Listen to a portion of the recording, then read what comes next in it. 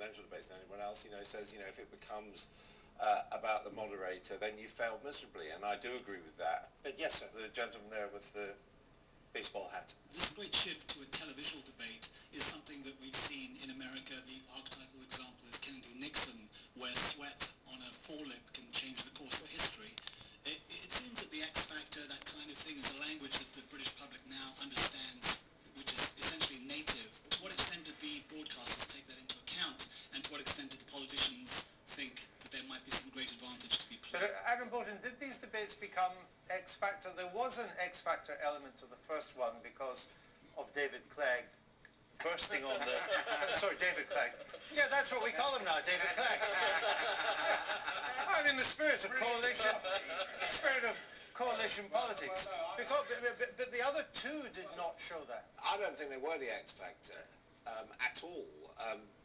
Largely because it seems to me the whole point about the X Factor is the interplay between the panel and the victims who are performing, whereas we didn't have any Simon Cowell, we didn't have any panel, first of all. Secondly, we could argue all night about what works on television, reality television, what people like, what people don't like. I think what people like is authenticity. I don't think necessarily good looks, sweating, necessarily make a difference. I mean, even, looking smart, look at Boris Johnson,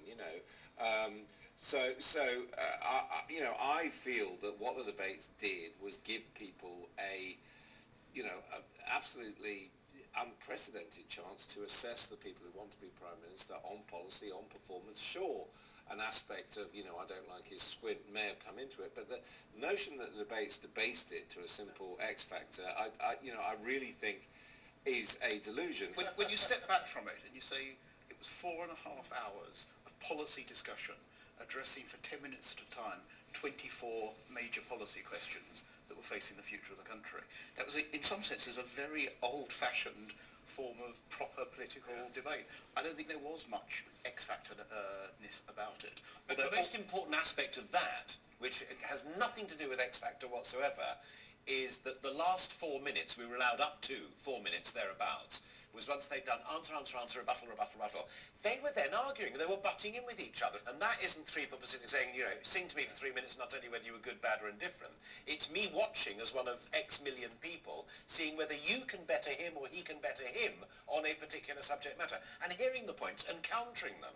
And I found that genuinely exciting to conduct and to witness. And that's another bit that we might look at the format in allowing a wee bit more of that, because also that's when the three of them shot as well. Yeah. Let me see if we can wrap that up just by asking our panel now for an upsum of what they think come the next campaign.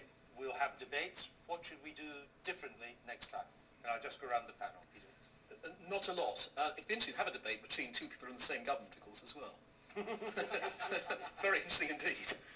Or maybe they'll be joined to the hip and have one podium. Holly? No, I wouldn't change very much at all. But I think the question that, in a way, I'm interested in is what you weave around it in terms of a campaign. That's what fascinates me, because I think the campaigns and the way that they were run this time were deeply affected by the debates, and I think it needs to be less of a flat line in between. David?